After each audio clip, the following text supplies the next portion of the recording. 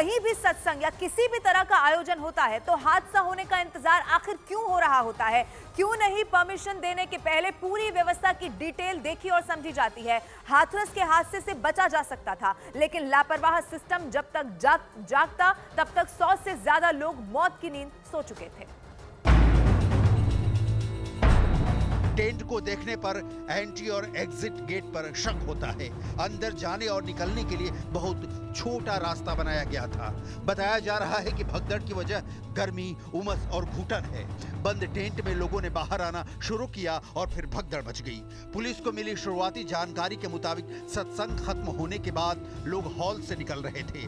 पहले निकलने की होड़ में भगदड़ मच गई। लोग एक दूसरे पर आ गिरे। ज्यादातर लोगों की मौत कुचले जाने से हुई। घायलों को फुलरई से हाथरस के कम्युनिटी हेल्थ सेंटर यानी CHC लाया गया। अस्पताल तक टेम्पो और बसों के जरिए लोगों को लाया गया। अस्पताल के बाहर लाशें बिखरी हुई थी। टेम्पो में लदे शवों के बीच अपने बच्चों को तलाश में रोते बिलखते लोग दिखे। कई लोग अपने परिजन की जानकारी के लिए भटकते भी दिखे। ऐसी अव्यवस्था, ऐसी अफरा तफरी, ऐसी भगदड़ पूरे देश की रूह कांप उठी। कौन जिम्मेदार है इन मौतों का? उस वक्त पुलिस कहां थी जब हादसा हुआ? उस वक्त हाथरस प्रशासन क्या कर रहा था जब 50,000 की भीड़ जुट रही थी? उस वक्त मानव मंगल समिति के कार्यकर्ता क्या कर रहे थे जब भीड़ सत्संग खत्म होने के बाद वापस जा रही थी?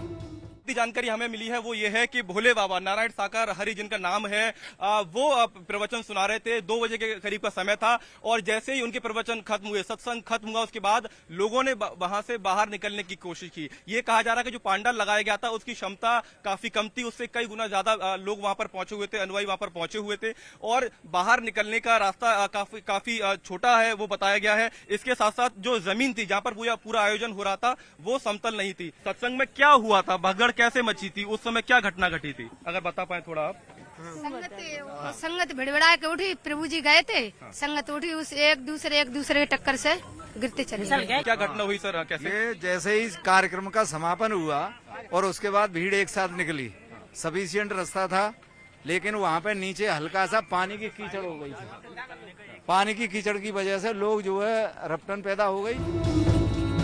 इन सारे सवालों का जवाब मिलेगा, लेकिन वक्त लगेगा। फिलहाल तो हाथरस में हाहाकार है। लोग गुस्से में हैं कि 100 से ज्यादा लोग की मौत हो गई। जिन्होंने अपनों को खोया है वो आक्रोशित हैं। जो जख्मी हुए वो गुस्से में हैं। योगी सरकार मुआवजे का ऐलान कर चुकी है। प्रधानमंत्री नरेंद्र मोदी लोकसभा में हाथरस में मारे गए लोगों के प्रति संवेदना जता चुके हैं, लेकिन किसी संवेदना से नहीं, किसी मुआवजे से नहीं। लोगों का घाव तो तभी भरेगा जब जिम्मेदार लोगों को सलाखों के पीछे पहुंचाया जाएगा।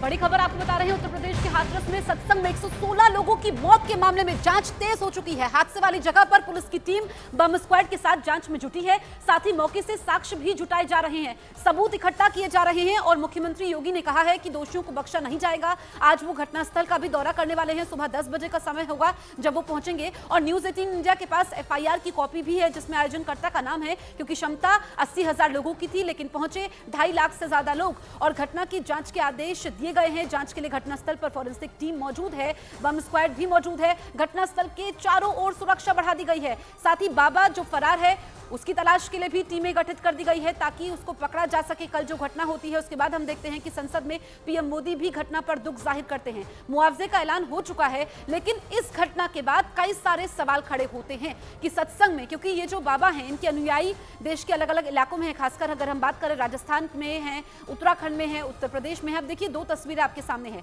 बम स्क्वाड के जरिए जांच हो रही है। 116 लोगों की मौत का जिम्मेदार कौन है? वो प्रशासन, क्योंकि जब इतनी सारी भीड़ इकट्ठा हुई तो फिर उनको काबू नहीं किया गया और परमिशन कैसे मिल गई जब 2.5 लाख से ज्यादा लोग वहां पर पहुंचते हैं और गेट काफी छोटा था, अंदर जाने बाहर आने का रास्ता नहीं मिला और स्थिति बेकाबू हो जाती है।